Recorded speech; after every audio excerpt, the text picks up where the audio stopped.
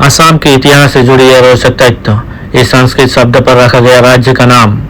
असम चाय के बागान के लिए दुनिया भर में मशहूर। आप यहाँ की चाय पीते होंगे, लेकिन क्या आप इसके इतिहास से जुड़ी ये बातें जानते थे? असम के चाय बागान दुनिया भर में मशहूर है। असम की चाय दुनिया भर में निर्यात की जाती है।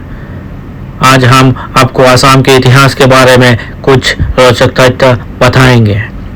क्या आप जानते हैं कि मुगलों ने बहुत बार इस क्षेत्र पर आक्रमण किया था, लेकिन वो हर बार यहाँ राज करने में नाकाम रहे। लगभग 17 बार अहोम शासकों ने मुगलों को हराया था। औरंगजेब ने भी असम पर हमला किया था, लेकिन सफलता नहीं मिली थी। आइए यहाँ जाने इससे जुड़ी कुछ और भी बातें। असम की आबादी।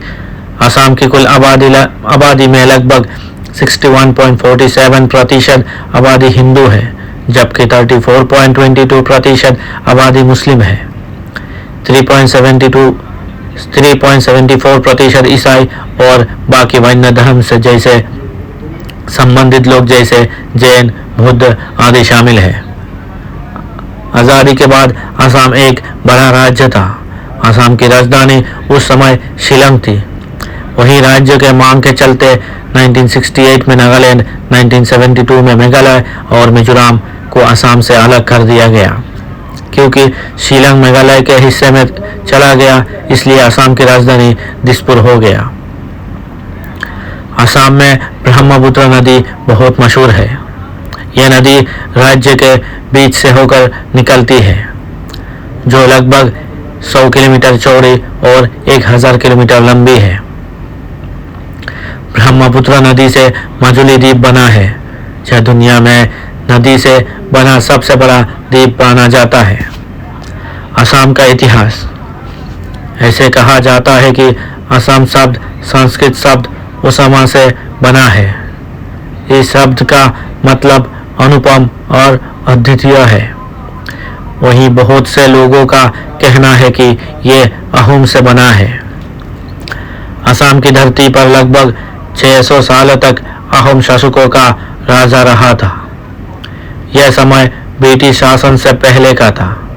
इस राज्य में बहुत सी जातियां, पहाड़ियां और घाटियां आकर बसी थी, जैसे अस्ट्रिक, मंगोलियन, द्रविड़ और आर्य आदि, और अलग परंपराओं और रहन सहन के असम की संस्कृति बनी।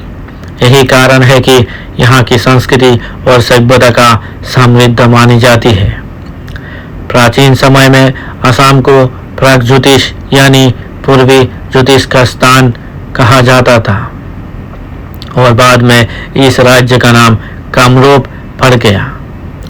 कामरूप का जिक्र इलाहाबाद के समुद्रगुप्त के शिलालेख में मिलता है, जहां गुप्त साम्राज्य के साथ मैत्रीपूर्ण संबंध का उल्लेख करता है। कामरूप राज्य में राजा कुमार भास्कर वर्मन की ओर से दिए नियंत्रण के बाद चीन का विद्वान यात्री हेनसांग लगभग 743 ईस्वी में कामरूप में आया, और इसे 12वीं शताब्दी ईस्वी तक पूरी सीमांत प्रागज्योतिष और कामरूप के नाम से जाना जाता था। यहाँ के राजा अपने आप को प्रागज्योतिष नरेश कहते थे। इसके इतिहास की बात करें तो सन 1228 में पूर्वी पहाड़ियों पर से एक नया बदलाव देखा गया, जो करीब 600 सालों तक यहाँ रहे, लेकिन राजदवर के लड़ाई झगड़े के चलते अहोम शासकों का राज बिखरने लगा। इसके बाद यहाँ बर्मी लोग आकर बसे, लेकिन एक संधि के चलते ये राज्य सन 1826 में ब्रिटिश सरकार को सौंप दिया गया।